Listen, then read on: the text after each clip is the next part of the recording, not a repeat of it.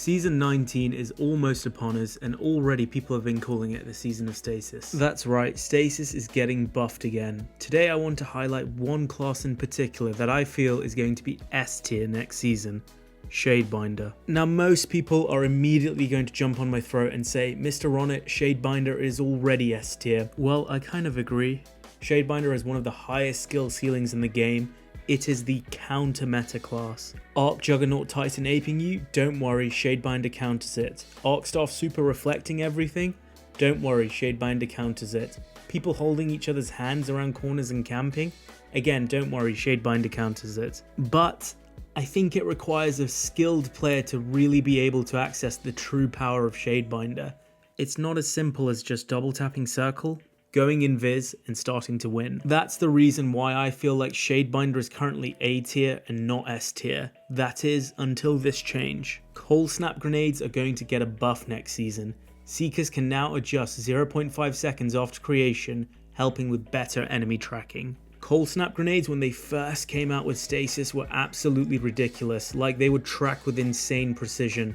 Currently they're a bit temperamental, but I think with this buff, it's going to feel very, very good again. Heck, if you look at the background gameplay, they already seem fairly decent, so I'm excited to see where this buff leaves them next season. Coldsnap grenades are probably the easiest part of the subclass. The freeze melee, the rift freeze all require far more precision and timing. So if the Coldsnaps are getting buffed, this may make the class far more accessible to the average player. Hence why I think this subclass could truly become S tier. So today I want to cover my Shadebinder build that will absolutely abuse Coldsnap grenades to the maximum. I'll even cover two variations on this build, one for snipers, one for shotguns, that I think both will work incredibly well. Remember, if you find any of what I talk about today useful, then hit the like button as that helps the video out a ton. Let's get into it.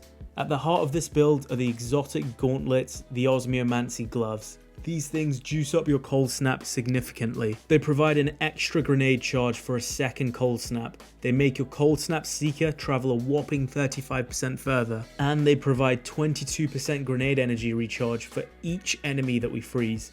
And this can actually compound thanks to one of the aspects, Ice Flare Bolts. Now this aspect really makes Warlocks the best class for Coldsnaps in my opinion. When you shatter a frozen enemy, it creates another tracking freezing Seeker, targeting the closest enemy up to 12 meters away, and this effect can happen once every 8 seconds. Now Coldsnap grenades themselves can spawn 2 extra Seekers. In the description it reads, when a Seeker hits an enemy, it will freeze the enemy and spawn another Seeker and target a different enemy.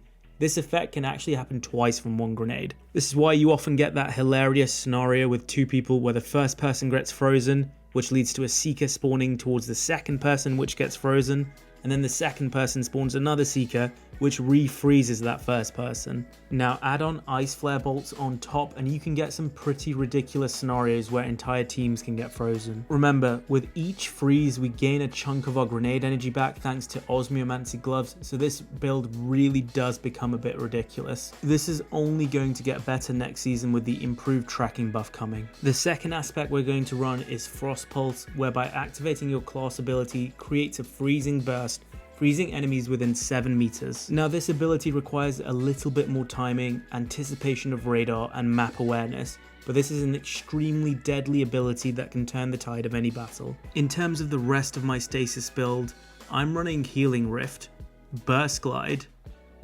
Penumbral Blast so that we can freeze enemies from our melee, Coldsnap grenades of course, which are the heart and center of the build, Ice Flare Bolts, Frost Pulse we already discussed, and then for the fragments, we're going to be running Whisper of Fissures, whereby it increases the damage and size of the burst of stasis crystals when you destroy them or when you defeat a frozen target.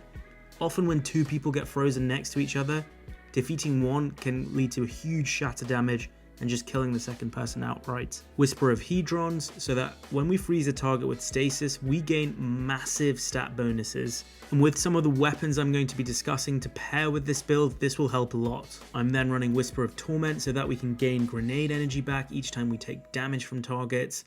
And finally Whisper of Chains, so that when we're near frozen targets, we get damage resist, and we also get a nice 10 recovery stat boost. So in Season 19, they're actually going to be changing Whisper of Rending so that not only just kinetic weapons do increased damage, but anything that utilizes primary ammo will do increased damage. So I think this will actually be quite useful. So from season 19, I'd probably recommend changing out Whisper of Fissures with Whisper of Rending, as Whisper of Fissures is a little bit situational, but Whisper of Rending will come more and more in use. For your stat distribution, number 1 is obviously going to be 100 discipline so that we can spam our Coldsnap grenades, and then closely in second is going to be 100 recovery so that we can get our health back quicker and get into engagements faster. This also means your Rift is going to come back faster, which is not only going to let you heal health through healing Rift, but also freeze enemies as well. Number 3 in stat priority here is going to be 100 strength so that you can get your freeze melee back as quickly as possible. Then I would target intellect, mobility, and resilience in that order. In terms of mods, the only mod I'd highly recommend using is Grenade Kickstart on your osmiomancy gloves.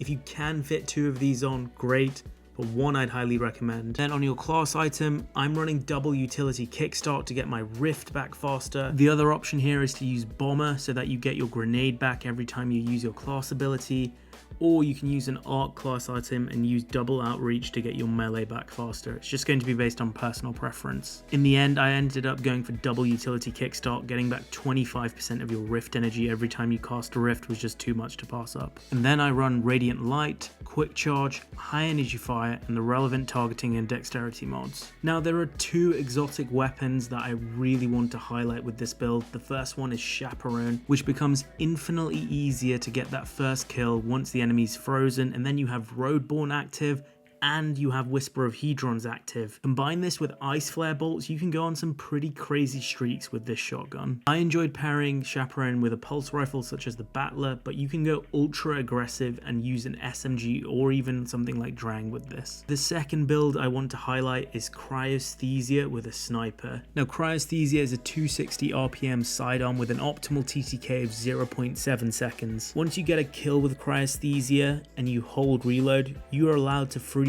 enemies. Now the freeze from Cryosthesia stacks with your fragments, it stacks with Ice Flare bolts, and the synergy between Shadebinder and Cryosthesia was just off the charts. Once you have Whisper of Hedrons active from a freeze, sniping also becomes very easy with the dramatically increased aim assist the fragment provides. This is definitely one of my favorite builds to use in the game. We're in a sidearm meta right now, so Cryosthesia feels pretty damn great, and then this build is just going to get even better next season. So there you have it guys, my Coldsnap Shadebinder build that's going to get even better in season 19.